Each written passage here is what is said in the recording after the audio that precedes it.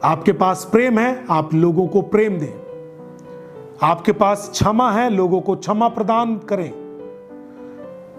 आपके पास जीवन की बातें हैं, आप लोगों को जीवन की बातें दें। आप लोगों के लिए प्रार्थना कर सकते हैं, आप लोगों के लिए प्रार्थना करें। यदि आप एक मसीही हैं, आपके पास गाली नहीं होनी चाहिए। आपकी शब्द, आपकी जुबान दूसरे लोगों की तरह टाइटल, गंदी बातों का, गालियों का नहीं निकलना चाहिए। नहीं तो आपके सामने कोई मसीही आएगा और आप इस तरह की जुबान निकालेंगे, वो केवल मुस्कुरा के रह जाएगा कि आप मसीही कहलाते हैं, लेकिन मसीही नहीं है। क्या रिसीव कर रहे हैं आप प्रभु यीशु मसीह से? आज भी आप गाली देते हैं?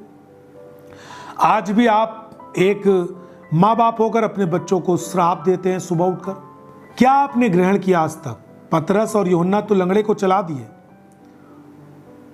हमने तो आपकी जिंदगी में यीशु मसीह का वचन बो दिया।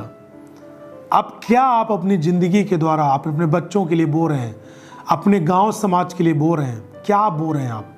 जो आपके पास होगा वही आप दूसरों को देंगे।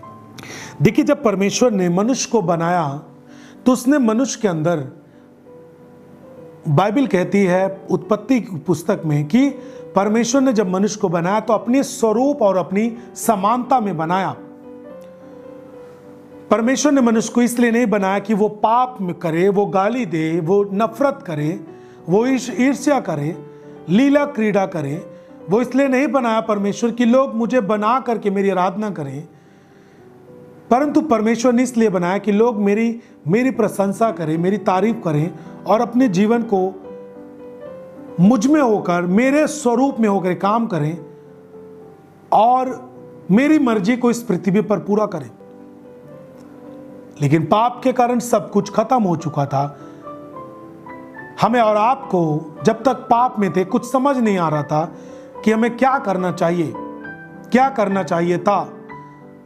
जो कुछ समझ आता था हम करते थे, जो मन में आता था बोलते थे, जैसे हमारी शारीरिक इच्छाएं कहती थी वैसा हम करते थे।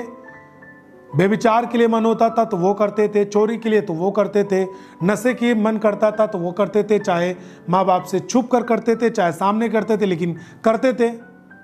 जो भी मन में आता था वो करते थे, जो मन में आता था बोलते थे। कभी भी चाहते थे क्रोध करते थे, कभी भी किसी चाहते थे गाली देते थे, किसी को चाहते थे मारते थे। पाप में जब तक थे हम, जब तक आप थे, जब तक लोग होते हैं, उनके सामने कुछ भी सत्य बातें नहीं होती और वो कुछ समझ नहीं आता। पाप में फंसा हुआ व्यक्ति जो पाप में होता है वो कुछ भी करता रहता है और बोलता है कि मेरी मर्जी जो चाहे वो करूं। हाँ, ये मर्जी भी होती है, लेकिन जब आप और हम प्रभु में आए और हमको प्रभु का वचन मिला, आज हमारी आंखें खुल गई और हम जिस तरह उत्पत्ति में बनाए गए थे, हमने जब पढ़ा उसी तरह आज प्रभु के वचन में जीते हैं, प्रभु के स्वरूप और प्रभु की समानता में। और इन बातों के गवाह हम खुद हैं और हमें जानने वाले लोग हैं।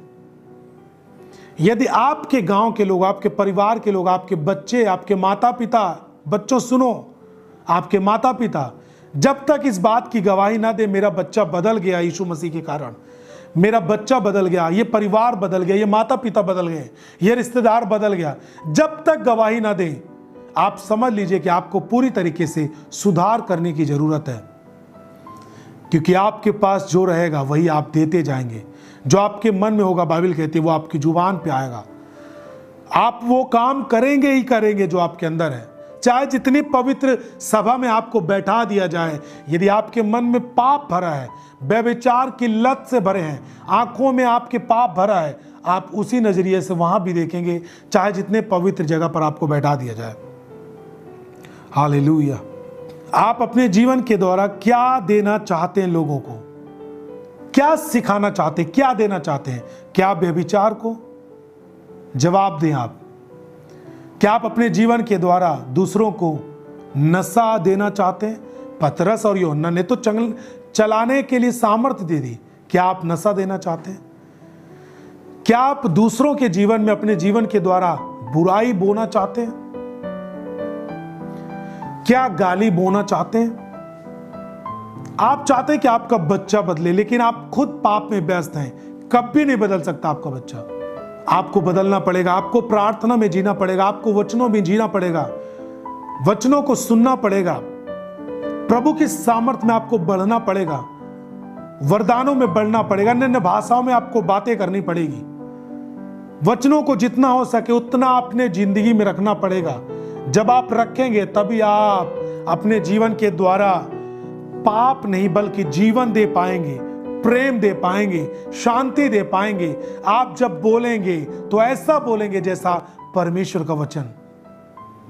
जीवन की बातें आप लोगों को दे पाएंगे। यीशु मसीह के नाम से लोगों को आप चंगा कर पाएंगे, दुष्टात्माओं से जकड़े लोगों को आजाद कर पाएंगे। आप पाप में पड़े व्यक्ति को, दुनिया में पड़े व्यक्ति को यीशु मसीह का सुसमाचार दे पाएंगे। जब वो आपके अंदर होगा तभी आप दे पाएंगे। आपने देखा होगा कि बहुत सारा अंतर आप देख पाएंगे। जब एक व्यक्ति अपनी जिंदगी में प्रभु को ज्यादा नहीं रखे रहता और यीशु मसीह के बारे में सुसमाचार किसी को देता है, तो उसके द्वारा दिया गया सुसमाचार ज्यादा प्रभावशाली नहीं होता सामने वाले की जिंदगी में, क्योंकि उसके पास वो चीजें नहीं है जो वो दे रहा है।